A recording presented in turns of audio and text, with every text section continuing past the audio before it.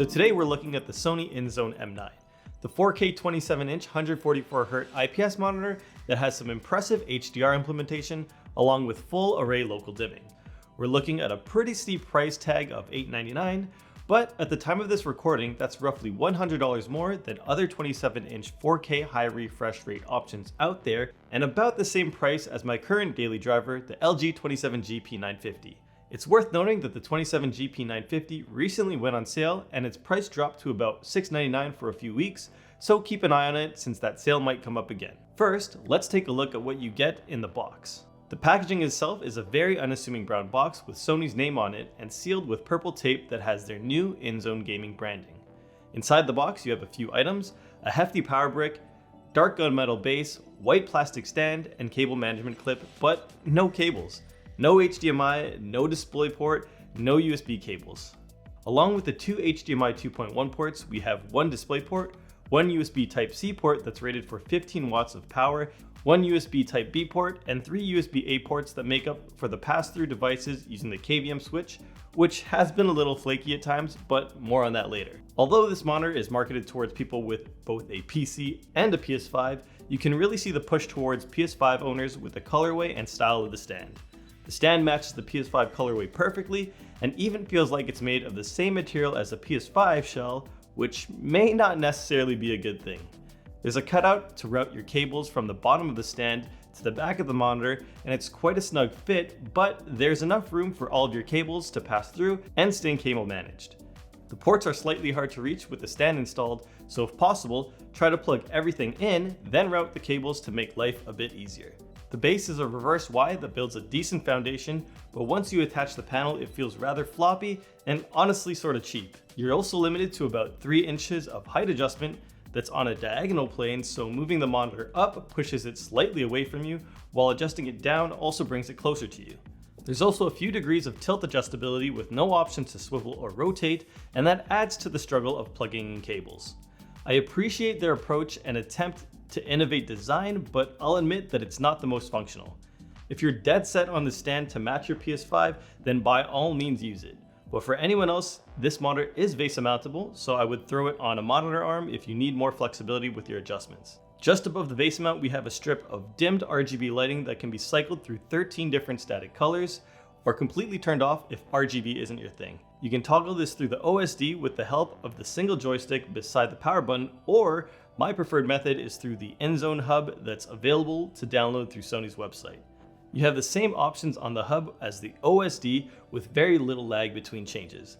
This is especially handy when it comes to toggling inputs and adjusting picture settings and presets. You can also adjust the volume from the software as the INZONE M9 comes with 2 built-in speakers. Most people are likely to use a headset while gaming or consuming content, but the built-in speakers are still a pleasant addition since that's neglected on most monitors. But this monitor isn't all bad news and still has a place in today's market. Where this monitor really shines is in the picture quality and more specifically the HDR implementation and full array local dimming. I've never been a huge fan of HDR on monitors since most of the ones I've tried have given little benefit to the viewing experience. But the INZONE M9 is a different story. It has 96 zones of full array local dimming, and even though that number doesn't hold a candle to an OLED display or the 1196 zone mini LED Samsung Odyssey Neo G7 and G8, it's still a massive improvement in comparison to my LG 27GP950 that only has 16 zones of edge lit dimming. Putting them side by side and running the local dimming test gives you the best visualization on the impact of the increased amount of zones.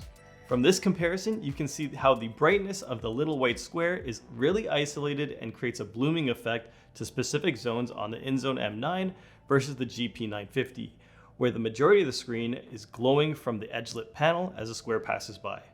It's worth noting that this can be slightly annoying to some people when you're regularly browsing the internet in dark mode, as your cursor will likely create the same blooming effect.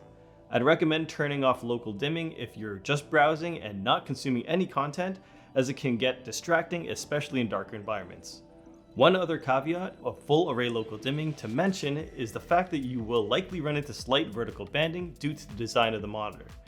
It's not very noticeable unless you're really looking for it on an extremely bright background, but unfortunately this can't be avoided by changing settings, as I noticed the same banding while toggling local dimming on and off. how does full array local dimming translate to a better overall experience in gaming anyways? In dark scenes, the Sony shows up as a truer deeper black versus the grayish black on the LG monitor. This can add to the immersion of most games, but also when trying to pick out enemies in faster paced FPS titles. Speaking of faster paced titles, I'd be silly not to mention the ability to take full advantage of 120Hz on the latest gen consoles with the HDMI 2.1 ports. I made a video when the PS5 first came out that touched on the fact that there aren't many 120Hz compatible games on the PS5, and to be honest, that list hasn't changed a whole lot in the past 2 years. Aside from having that same futuristic look and feel of the PS5, there are a couple of PS5 only integration features on this monitor, like the auto HDR tone mapping, where the M9 automatically configures HDR settings on your initial setup with the PS5. You also get auto genre picture mode, where the monitor changes its picture preset based on the type of content you're consuming. But aside from the PS5 integrations and stunning picture quality, one of the other reasons I picked up this monitor was for the auto KVM Switch.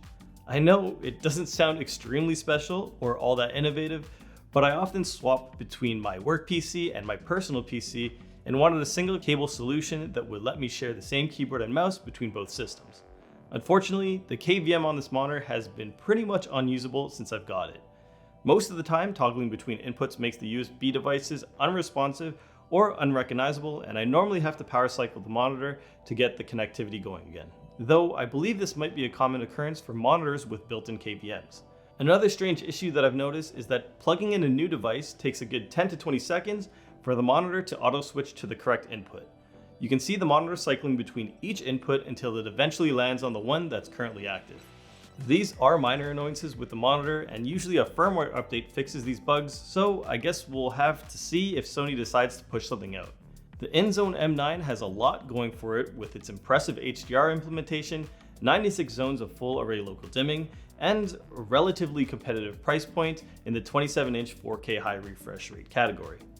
It's sort of their first dive back into gaming monitors, and they still have some kinks to work out, like their stand design and cleaning up these strange KVM issues, but overall, it's a decent monitor for the price. If you're someone who's looking for a 4K high refresh rate monitor with decent HDR performance and aren't ready to spend the extra money on an OLED or mini LED options, then this monitor might be for you.